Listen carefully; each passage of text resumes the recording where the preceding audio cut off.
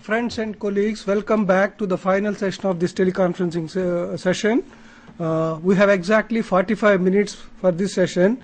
So one or two requests to the colleagues, regional directors, please don't ask the questions and give the information of attendance through the telephone. You do send that one through fax, and then encourage all the counselors to raise any query or observation or ask a question, so that this is a first opportunity that the counselors will be interacting with Professor Kaur. These are the two requests. So to manage time effectively, please don't roll out the statistics. And the second one is, if somebody wants to send the fax, please do send the fax through questions through the fax, and then encourage counselors at the end. So I request Professor Kaur to start the session. 30 minutes he will be presenting it, followed by the interaction. Sir. Welcome back. I link up the things with what I left at. I was talking about how tutor or counselors or academic counselors should help learners with their assignments. We have already talked about the academic part of it. Then I had come to the personal level. At personal level, one of the most important things is that the responses should be sent back to students with comments in the shortest possible time. And the language that is written as with comments and remarks should be absolutely unambiguous, polite and clear. And then thirdly, don't hesitate writing you, me, I, because that makes discourse very, very intimate. Don't refer to students, you learners and so on. Say you. And when you want to talk about yourself, you can use I. Use personal pronouns to make your discourse very, very personal. Now, the comments that you write, I have experimented on it and found that there are comments which I call non-teaching type comments. And educated people, tutors, write comments which are non-teaching. Then there are some types of comments which are really teaching type. They teach learners, they help them learn things. What are the non-teaching type comments? I want to run through this list very, very quickly. First of all, it is not unusual for tutors to write harmful comments. Harmful comment is something like this. Oh, what is this answer? Nonsense. Haven't you read your lesson or the material? You are writing all rubbish. Now, a comment like this is harmful. It puts off the learner, and the learner wouldn't work on the second assignment. Then the other type of comment is what I call hollow comments. Those are comments where you write a full sentence, 2, 3, 4 sentences, but when you put them together, you don't say anything significant. For example, you might say, oh, you don't seem to have gone through the lesson. Please go through the lesson once again and then come back. That makes no sense. The student has already gone through the lesson, the unit, and tried his or her best. Now, writing that go back to it doesn't help the student. It is a hollow comment. It looks like a comment, but there is nothing inside it. Then there can be misleading comments, and one wonders at it. At times, full-fledged academics can give wrong information. Be careful about that. It does happen. Then null comments. Null comments are the most common comments because we are in habit of doing that. What is a null comment? You get the assignment response, put a tick mark here, a cross on the other end, and a vertical line here, and things of that kind, marks here and there, which don't have any meaning. I mean, a tick mark, what does it mean? Is that word correct? Or is that idea correct, or what? Or where you put a question mark, what are you questioning? The idea or the student or what? Unless there's an agreed code that a question mark means this, a tick mark means this, which is common code between you and the learner, these marks have no meaning. And then the worst type of comment is negative comment. You go on saying, which most teachers do because we are in habit of that. This is wrong. You shouldn't have done it. I mean, negative elements. This is wrong. That doesn't help the learner unless you tell the learner why it is wrong and how can it be corrected and so on. So avoid writing harmful comments, hollow comments, misleading comments, null comments, and negative comments. What are the teaching type comments? They are positive comments. Somebody has written something, you say, yes, that is correct. This is what it should be. It encourages the learner, helps the learner to move ahead. Constructive comments. Say where the person has gone wrong, make suggestions in order to build further on that. Help him first. Then personal comments. Personal comments become very, very interesting and difficult to write. Personal comment is when you become intimate and go outside the academic side and say, for example, you write to a learner that, oh, your answer is very much like the answer somebody else. You write the name from Trichy wrote a similar answer, and because this and that. So you are also building, by writing a comment like that, you are building peer interaction. You inform learners what other learners are writing from Bengal or from somewhere else. And lastly, you will write global comments. There is separate space for global comments. Global comments are where you normally explain you present your overall view of the response. And within global comments, you are also expected to explain the grade. If you have graded something A, B, or C, you can talk about it. Now, this kind of communication, types of comments, when you write them, they become meaningful and the assignment becomes interactive.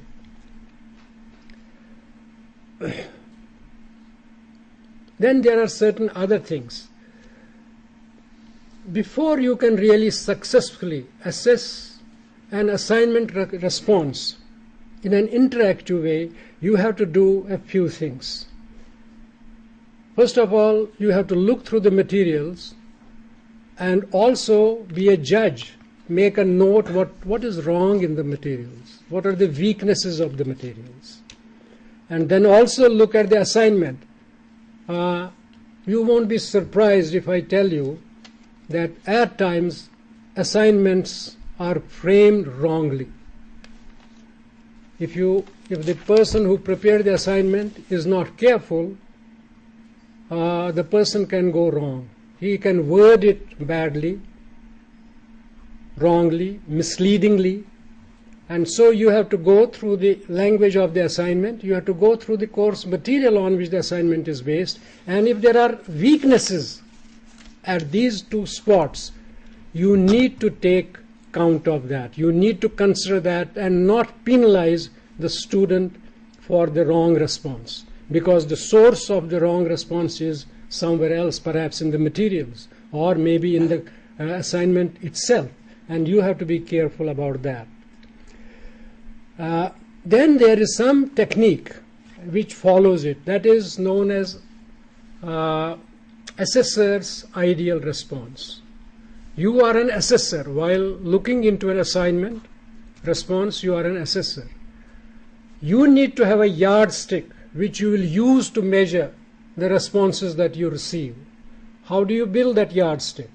You have, as I said, you need to go through the materials, you need to go through the assignment itself, and then sort of prepare what you would write as a response. Now, you don't have to write full 8 pages, but an outline that you would say you would expect A, B, C in this response.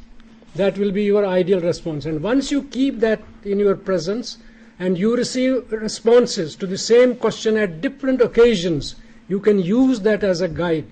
And that will help you to have your comments and your grading make reasonable. It will be dependable, and it will help the learners more than otherwise.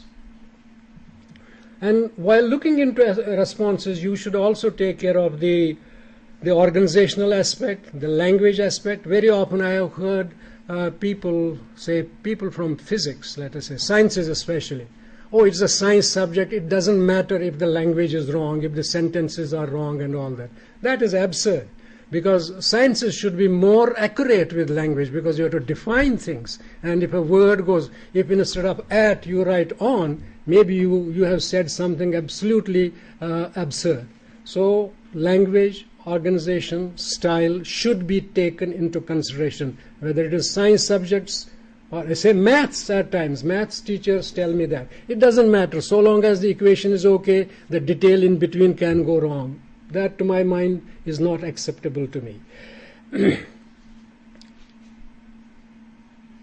And when, towards the end, you put a grade, your comments should match the grade. If your comments are everywhere that, oh, you have gone wrong, you need to do this, this should be improved like that, and the whole assignment response is full of comments like that, and on top there is A, the student is happy, the learner is happy with that A, but the student understands that this tutor is a cheat because he is perhaps trying to make me happy and putting A here, while as the comments show that I am wrong at 10 places.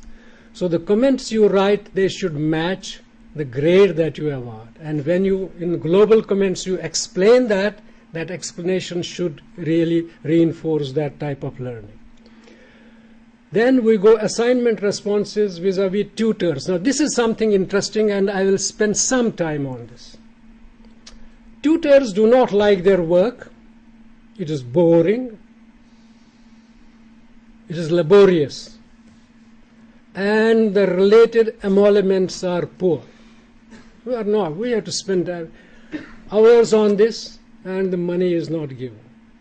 Then they do record grades on top of it, whereas in fact they have not gone through the assignment. I mean, I can clear 50 assignments in 30 seconds. A, B, C, D, O, P, and this is done. You can do that because there is nobody looking at me whether I went through that, so you can do that. Okay, they work through the responses. The third type will be they work through the responses, but they do not know what comments to write and how to write. Then the fourth type can be they know what to write and how to write, but they don't write any comments because they are not aware of the importance of those comments. Then there are others who may know about the importance of the comments, but they have no time to do it. So these are the various types of comments. A trained and committed tutor functions differently. He doesn't do all of these things.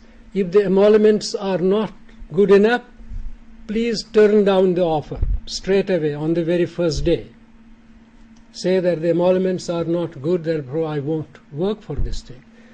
Here I am talking actually about an ethical issue which we need to be very clear about, especially in ODL systems. ODL systems were born not of academic enthusiasm, they were born of enthusiasm regarding the welfare of society. The British Open University opened the university to do good to those who needed a second chance. This is the fundamental philosophy behind ODL systems of the present day.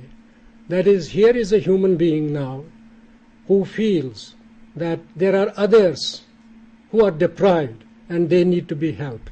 I am sure all of you are aware of the Dakar Declaration, education for all, or the notion that education is now a birthright, everybody, every individual.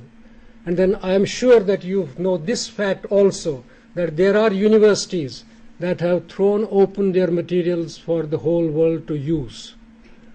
This is a movement, it's a social movement fundamentally, and I would even go to the level it is a spiritual ethical movement, where we are in to help others who don't get that help otherwise. So when you come for counseling, becoming an academic counselor, you are really committing yourself to that kind of activity. And so if there are issues of time, issues of emoluments and all that, then this really is not a job for you. It is a job for those people who are ready to go an extra mile and see whether you can go for that extra mile. Then I come to counseling proper now, you see, because counseling is used in a broad sense. But in our case, counseling has, it's actually a gradation. And I talk about the first three that we need. It comprises informing, then advising, and then is the word counseling itself. So counseling has therefore two interpretations. One, where it is a composite of many other ideas, and one where it is solely counseling. First, informing means giving appropriate and correct timely details which students, which learners need. And here at this stage, this information, how do you define information? It is independent of student. It is institution dependent. Institution has some information to you, and that information is the same for all the students. What are the regulations? What are the dates for this and that? What are the fees? Students are away from this. And you see, I saw a university document. I am making a reference to this. It is frequently asked questions on ODL, system of IGNOU. The small booklet has been prepared by the National Center for Innovations in Distance Education, IGNOU, and it will be a good resource material for all the counselors, all the tutors to look into what might go under information. Then from information we move a bit towards the student. So we do enter now student domain. Now once you enter student domain, you are at the stage of advising.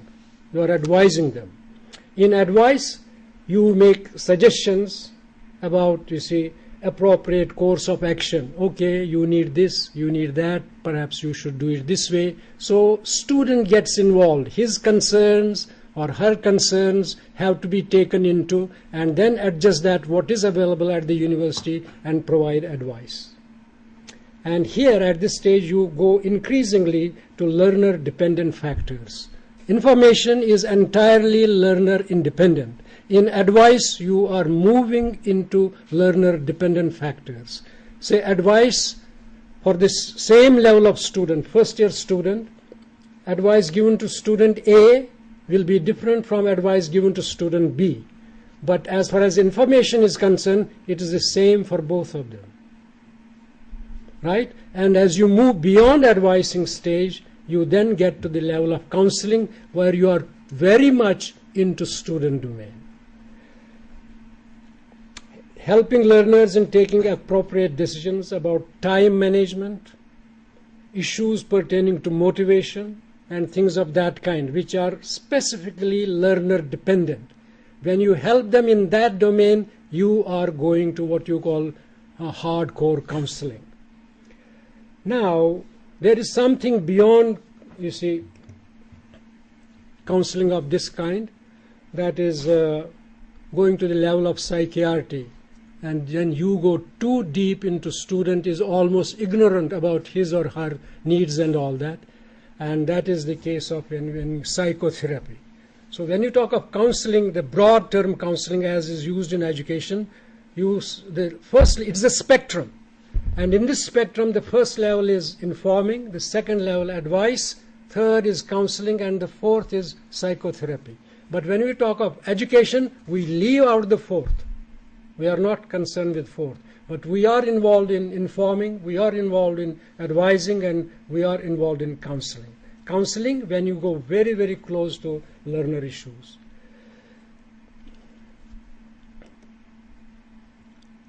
Okay, now how do you counsel properly?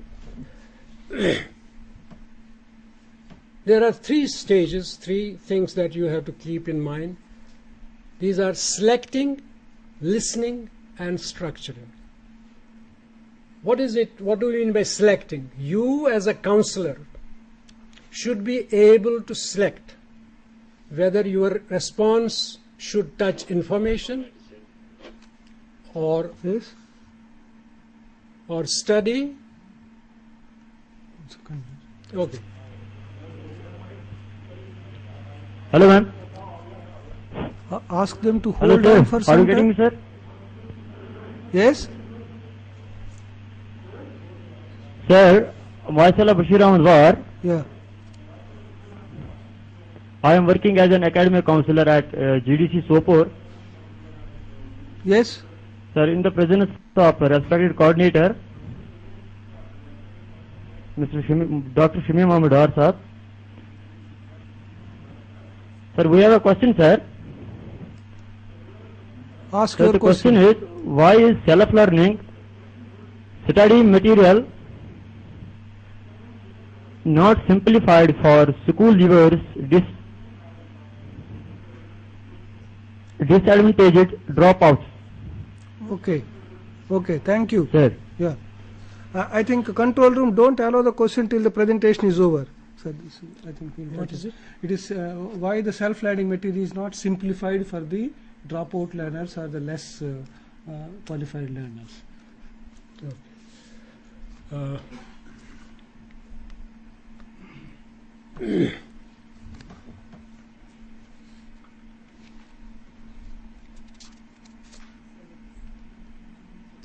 Okay, I was talking about this selecting, listening, and structuring.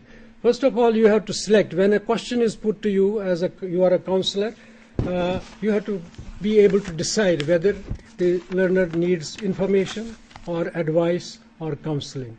I can assure you, the experience shows and research also shows that very often we go wrong.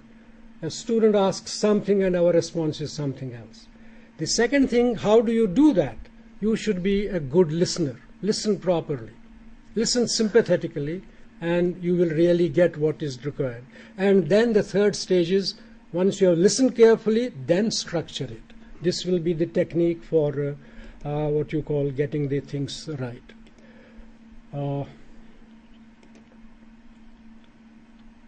Okay, counseling operations. We are talking essentially of single mode institutions like IGNOU. There are, as you have already been informed, 14 other institutions like this, open universities in the country, and there are so many around the world. They are usually three-tier systems. There are headquarters somewhere, then there are regional centers, and there are study centers. Normally, any kind of counseling, whether it is informing or counseling or advising, it is location specific. That is, headquarters can give one kind of information, one kind of advice. Similarly, regional centers can give some other type, a bit closer to the location, closer to students' own environment.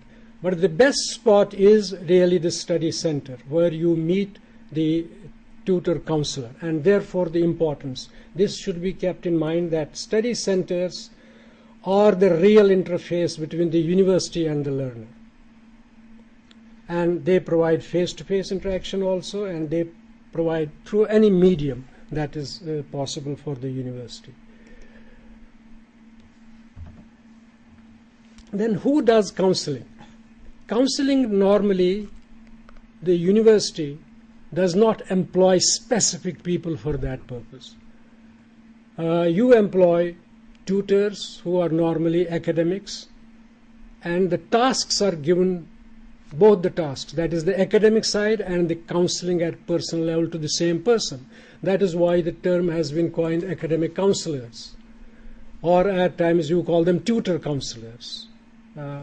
And since people are trained in academics because they have studied, they have their academic qualifications, very often they mistake the counseling, hardcore counseling part with the academic delivery.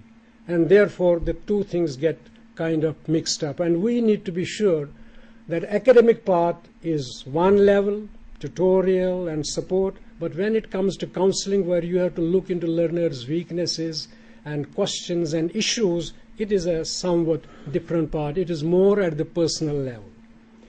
And that is why I said at some stage that the qualities of counselor, if he is just a counselor, then they need to be honesty, warmth. That is, when the learner approaches you, the learner should feel that I am wanted, that I am liked, somebody is there to help me.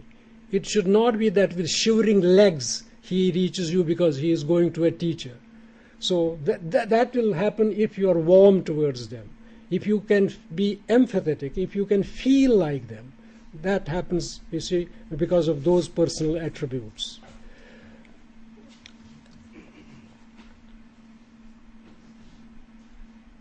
And then it is because of these reasons that sessions of this kind are kind of important, because they inform you as to what your role might be, besides being an academic and academic activity, what roles you may have as a counselor, which are somewhat away from the academic exercise.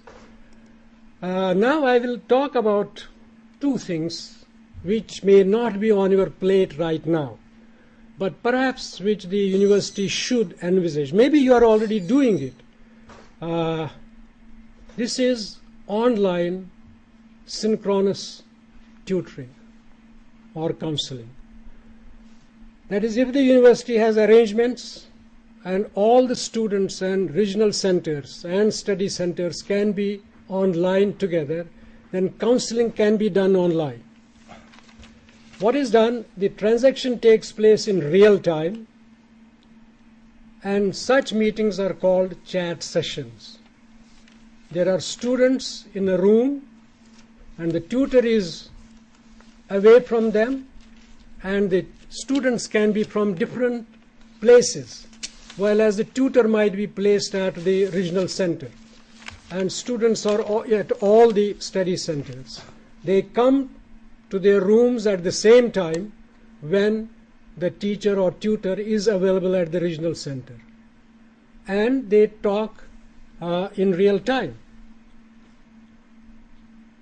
They key in their questions, and the tutor responds those questions. They can see and read the responses on the computer. In certain cases, communication can be supported by a telephone link as well. So even talking is possible. Now the advantage in this is that one tutor can handle a large number of students, and responses are given immediately because it is in real time, so there is no waiting time. Interaction has this major advantage at that time. But there are difficulties with this. The difficulties are in various countries, time zones. For example, in USA, there is a time difference from east to west of around 4 hours. So that can cause problems, but India is lucky that way. But even here, when it is night somewhere, it is the same time when it is day elsewhere. And then the other problem in our country might be connectivity. That is, connectivity being poor at various places, the link and discourse cannot be really that good and effective. But then there is yet another type, that is online asynchronous tutoring or counseling. Asynchronous is when you don't meet the tutor at the same time. And in this case, what is done? The institution puts up a bulletin board, a device, a way of receiving questions and queries, and they get listed. And the tutor can decide to look into those questions and queries maybe once in a week. Or if the tutor has time, the tutor can look into them every day in the evening. And then what the tutor does, maybe the tutor receives 500 questions. The first thing the tutor has to do is to sort out. And what the tutor will discover, it is again experience and experiment show this, that many questions can get into slots because 32 students and learners have put the same question. Another 101 have put another the same. So ultimately, though he receives 500 questions, he can easily reduce them to around maybe 21 questions, because that will cover all the thing. And then he prepares responses for each one of them and mails it back to students. This is asynchronous. That is where you don't have to meet your tutor at the same time.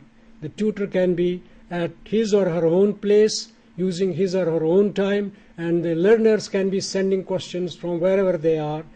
And the advantage in this is, number one, there is no issue of time zones, because learners will put in their questions in their own time, whenever they have the questions. And they would know that they will receive responses on Wednesday. Every week, Wednesday is the response day. So every Wednesday, students open their computers and have their responses. And at the same time, the other advantage in this system is that it can work with lower levels of connectivity as well, because you allow waiting time in between. I think with this, I have finished what I had to say, and now we should receive your questions and answer those questions. Right? Thank you, sir. Thank you very much for a very elaborate and clear presentation of major issues related to counseling, assignments, and tutoring. Before the questions come, we have already few questions received through the fax. I will just We had that question from the Sopar. yeah, I think so far question is that why you are not simplifying the self-sliding material to suit the learners of the lower level. Yeah. I think The first thing is the material, if I am not mistaken, is already simplified to the extent possible.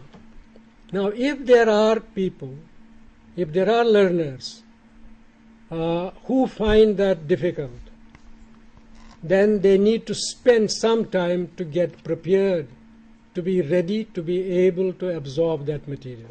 This is one side. This is the learner side. From the institution side, I don't know. The institution should see really whether the material has been pitched for the kind of clientele that is being taken. So this is the straightforward answer. Is there anything else on that? Yeah, no, that's the answer. Then there is a question from IMD College New. How to motivate the students to go through the material? Yes, Koraput? Please ask your question. Yes? Adi Mohanty from Koraput Igro Center. Yes. I am an academic counselor. I am very often being asked by my students that whether to accept selective methodology of questions or comprehensive methodology of questions for attaining good points, get points at the examinations. Which way we have to accept it? Okay. No. Tell him that I did not understand the question. Because I think can't students are understand. asking whether to ask, select a few important questions from the examination point of view. They always stress for that one. What should we do? Should we ask them to read the whole material or guide them only on this? That's the. No, you see, this is what. If students are asking for this kind of thing, they should appear privately. You see, because there are a system for private appearance, right? Where they can go for get bazaar notes. You see, this is an old tradition. Bazaar notes, and you sit privately, right? But here you are getting into a system where you want to teach and you want to learn. So you need to get into that transaction where you want to be taught and you want to learn, you have issues, you get resolved. But if it is just to pass an examination, then the best thing is to go appear privately and get notes which give you question answer and finish that. Yeah. Yes, RC Lucknow. Please come on with your question. Lucknow. Yes. Lucknow. Yeah, hello. Hello. Divya Pandey from RC Lucknow. Yes. My question is, since the study material is very complex, for example, MSO, ESO, and the number of sessions allotted for counseling are fixed according to the blocks, so it might not be enough given to the diverse backgrounds. Can it be made flexible at times? Okay, thank you. I think this is a good question. Number one, again, part of it has already been answered. If the material is too complex, the learner is not ready for it. The learner needs to give some more time to get ready for it. From the side of the institution, the university should look into that material and see whether they really have worked on that. Because I am not telling lies. At times, universities kind of rob materials from authors and put them straight away into their materials without working on them. So that also does happen. So the issue is on two sides. Universities need to be clear what they have put into their material, and the students need to be sure that they are ready for the material. Secondly, the smaller number of kind of counseling sessions can be overcome by different techniques. As I said, this was a very short, I told you right in the beginning, I needed more than 9 hours to talk to you. And in 90 minutes covering this whole gamut is rather difficult. There are techniques for that. One of the techniques is very important, and that is being used elsewhere, what you call learner help groups. What the tutor can do, he can or she can in the first 2 or 3 meetings assess learners' kind of places where they come from, their tendencies, and help them to get into learning groups. Maybe if there are total number of 30 students, maybe there can be groups of 7, 5, 8, and that learners can get together and work on the materials together at times, and then have collective sessions with the tutor. This can help when the number of tutorials available to you, tutorial sessions available to you is small. Okay, RC Chennai, please come on with your question. Hello? Yes? Come, speak. Hello? Yes, Chennai. This is good afternoon, ma'am. This is Dr. Mani, one of the academic counselors A participating. bit louder. Hello? Hello, madam. Yeah. This is Dr. Mani, one of the academic counselors from Chennai region. Okay. This is with regard to the suggestion from the expert seeking what kind of strategies will be useful to sensitize the learners to go beyond the study materials to prepare their assignments, as most of the learners prepare the assignments only referring the study materials supplied to them. Thank you, ma'am. Okay, thank you. Thank you. So you got Okay. Yeah. There are two things. The assumption in the university materials, as far as I know, is that the material is closely tied to the syllabus. What is prescribed in the syllabus, the university tries its best to cover all that. So at one level, I would say there is no need going beyond it. But academically, that might not be seen as very, very sound. And therefore, in very good materials, you have small lists of additional materials. They prescribe that further reading is this kind of thing. And if the people who are preparing the materials, and they are real experts in that, they take care of a few things. Number one, they suggest those books which are easily available. They don't suggest books which were printed in 1922. They talk of those books which are easily available in labs and libraries elsewhere. Also, they suggest such books which are easily available in the market and affordable. These are the 3 conditions when people suggest additional reading. So whatever is, if they follow those conditions, then the students will not have any difficulty in getting those materials. As I said earlier, universities can go wrong when they prepare materials. For example, I have prepared materials and then I write a small list of suggested readings, and I write 3 books, 3 titles as suggested readings, and each book costs 2,050 rupees. Then this is a mistake that the university is doing. The suggested readings need to fulfill 3 conditions: that they should be up to date, easily available, and affordable. Now, once this principle is followed, the students will not have difficulty in getting the material to work on. Yeah. Sir. Yes, RC Mumbai, please come on.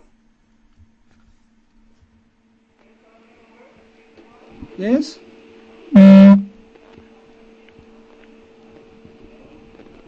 Yes, Mumbai. Yes, Mumbai, are you there? Hello. Yes? Good afternoon, sir.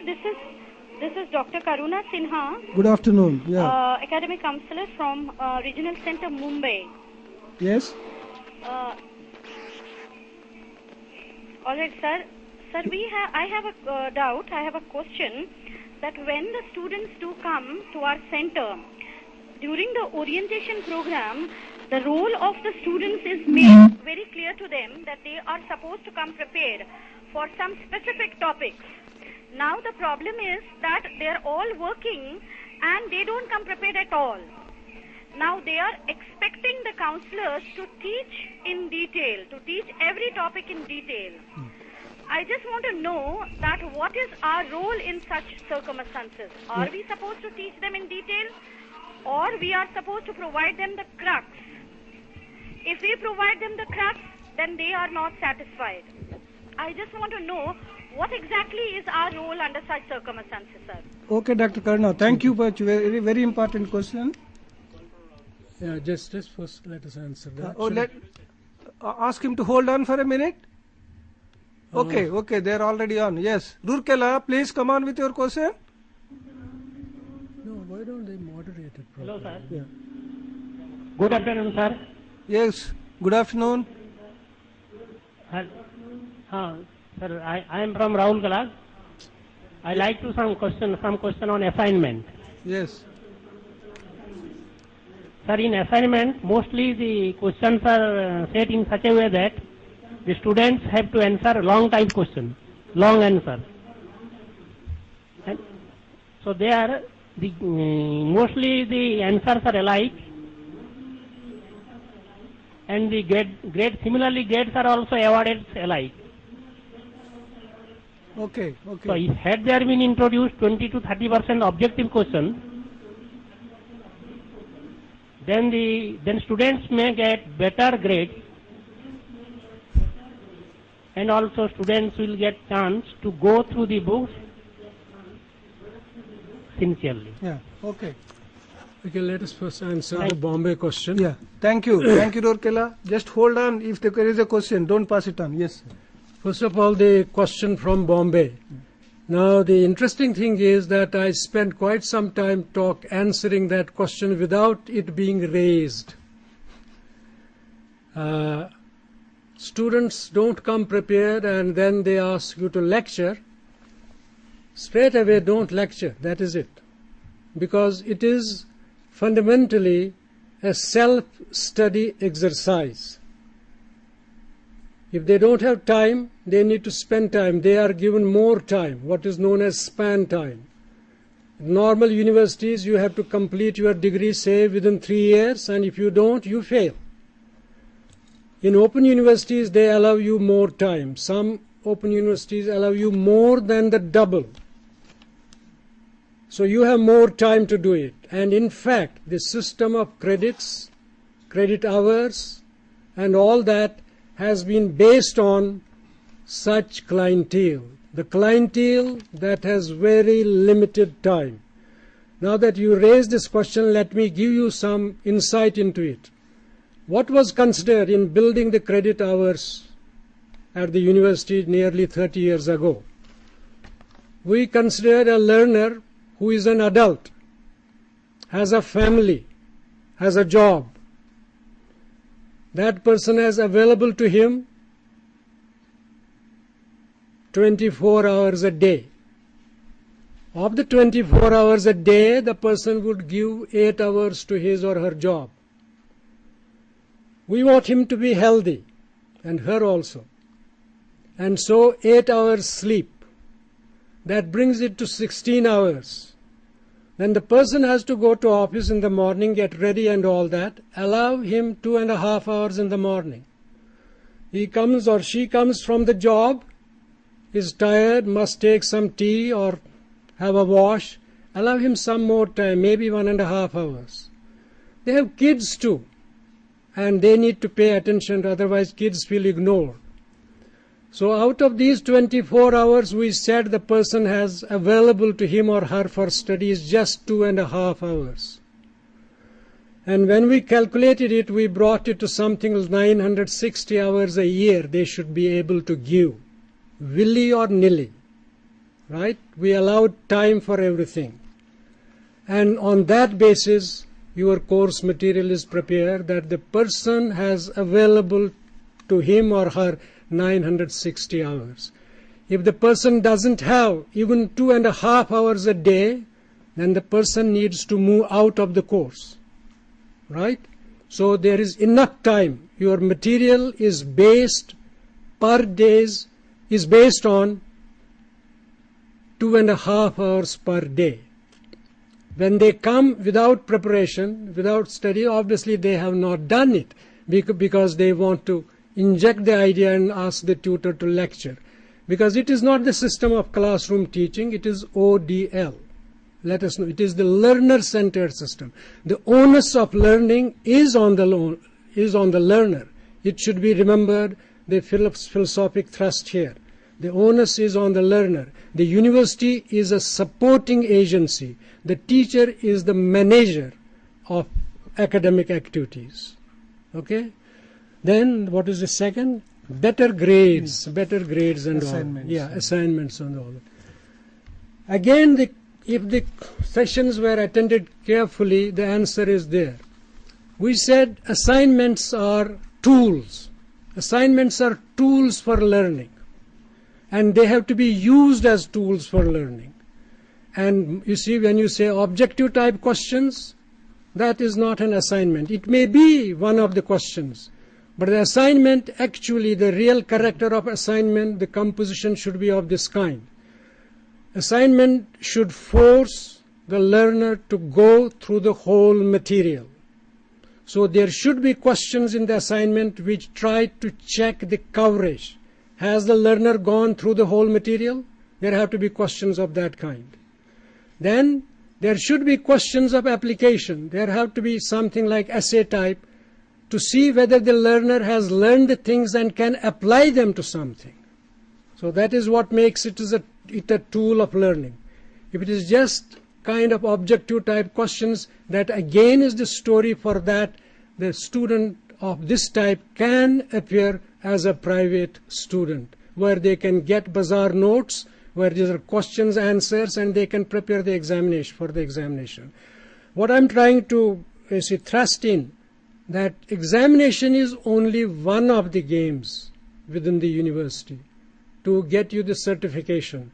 But if the student feels that that is the only thing, or that is the kind of the crux of it, then perhaps we are outside the system mentally. Right. So, one important question and then we will wind it up, sir. Okay. There are some important courses like MA Psychology, MSW, Social Work, where the test materials prescribe a very costly apparatus which are not available in the study centers, but that is prescribed in the material. So how to address such a problem? No, okay, this is a genuine problem. The point is the university should be clear about it. You see, because, for example, recently we were talking about modifying BPP and BDP programs, and it came up very strongly that computer applications should be one of the courses. Fine. Then I had to kind of emphasize that, yes, it is in today's world, yes. But you can't make it compulsory as of now unless you have the wherewithal needed at each study center. So what my suggestion there was that, yes, prepare this material, float it, and don't make it compulsory today. Keep it either or with something else, and at the same time let the university build the infrastructure for this purpose, because it is a need of the time, right? And then you can make it compulsory. So the same thing, I mean, we may have blindly asked them that you need to have a Qutub Minar at each study center. That is kind of absurd. So it needs to be reviewed and seen what can be done and what cannot be done. Right? Or you can have it at some specific 5 places where you provide infrastructure, and those who can go to those 5 places can do it. Yeah. This is the final one. Yeah. Students submit the assignments reproducing as it is from the course material. Yeah. How to address that? Yeah, okay. How to address that? You need to tell them that this is kind of, in fact, you see, I don't think IGNOU has done it. At our time, when it did not strike us, you see, there are normally in open systems, you have full notes on plagiarism. You inform students about it, you explain them what is quoting, what is citation, and things of that kind, and how you can use material from the materials that are being sent to them, but you don't take verbatim the paragraph itself. I mean, okay, write it in your own words, and you can even then show citation, section 5, that this has been said in section 5. But copying material straight away, that should be penalized. That should be penalized. Thank you, sir. I have a kind of many years when I was at the Central Institute of English and Foreign Languages. We had the largest groups. We used to have 2,000 students, and not only would we identify plagiarism, we'd also identify copying from student A, because I have gone through the answers word by word, and after 7 days I see the same thing repeated. And then we used to identify them that you can do that. You have to tell them and impress on them that this kind of response will not be accepted. It is straight away. And you see, the point is that you have to be that attentive. You can catch it, but you need to have that warmth and that honesty about what you are doing. And if you have that, be sure you can do it, you can catch it. Right. Thank you, sir. Friends, I think we have crossed our time limit. Let me sincerely thank Professor Kaul on behalf of the university, on behalf of the Vice Chancellor, for sparing his time with us. And a very complex component of the ODL system. As you said, 9 hours requirement has to be dealt in 90 minutes. It's not easy, but he did it so clearly and explaining the various complex concepts. Thank you very much, sir. The whole idea came from our Honorable Vice Chancellor. I think he wanted that this should be done. I think Dr. Mahapatra and I was called on a particular day. He said, you have to fix this thing. Sir, how to handle it? I don't know how to handle it, but you have to go for the teleconferencing with Professor Kaul. I think we are really grateful to the Professor Aslam, Vice Chancellor. And then attendance is a tremendous attendance. I think we could not get the statistics from the learning centers. I think total gathering will be few thousands. I think that's very important. I think each one of them certainly must have benefited out of this one, sir. Let me thank Dr. Mahapatra and his team from the RSD, and various counselors attended at various learning centers and study center for sparing their valuable time. In most of the cases, Saturday is a working day, but still they are there to listen to us. I hope that each one of them must have benefited it, and they will try to put it back into their counseling sessions and evaluation of assignments. All the colleagues who are here in the studio, we did not give any time to ask the question, but they can interact with Professor Kaul informally. That's why we did not give the time to ask the question. Thank you very much. Thank you all. Thank you very much. Thank these people who made this arrangement. I think this is the Electronic Media Production Center team, Professor Khan and his team, who has made arrangements for the complete teleconference session. Thank you very much. Thank you all.